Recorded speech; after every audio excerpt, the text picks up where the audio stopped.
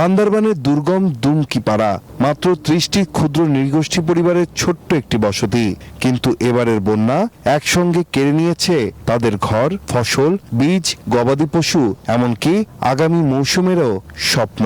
পাহাড়ের বুক জুড়ে আজ শুধু নীরবতা আর দীর্ঘশ্বাস।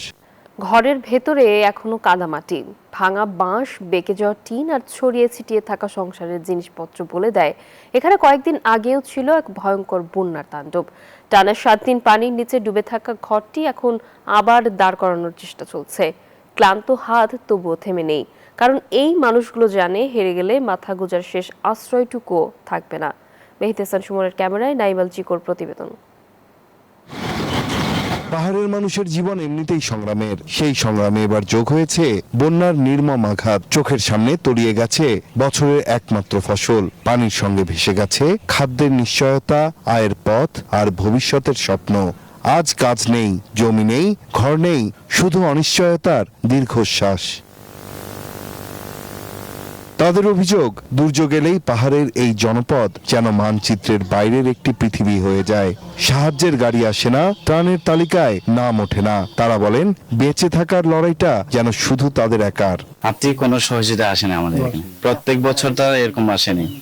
আমরা নিজেরা পরিশ্রম করে, নিজেরা ইয়া করে, ভোগ করে চলে গেল, কখনো আসেনি এরকম। হাসপাতাল না গেলে তো বাসার মধ্যে কষ্ট করে থাকতে হয় এখানে, আর কি করবো।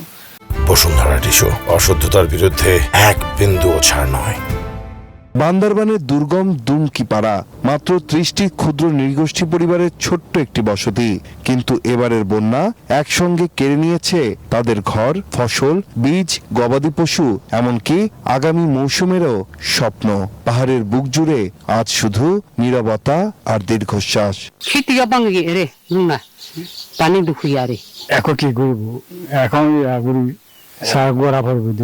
পানি নেমেছে কিন্তু দুর্ভোগ শেষ হয়নি। বিশুদ্ধ পানির সংকট, খাবারের অভাব আর কর্মহীনতার যন্ত্রণা আরো অসহায় করে তুলেছে পরিবারগুলোকে। শিশুরা জানে না পরের বেলায় খাবার মিলবে কিনা, বৃদ্ধরা জানে না আবার কবে নিজের ঘরে নিশ্চিন্তে ঘুমোতে পারবেন।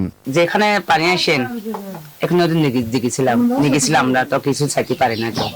স্থানীয় জনপ্রতিনিধিরা বলছেন, ক্ষতিগ্রস্ত পরিবারগুলোর তালিকা তৈরি করা হচ্ছে, দিয়েছেন সরকারি সহায়তা ও পুনর্বাসনের উদ্যোগ নেওয়ার আশ্বাস।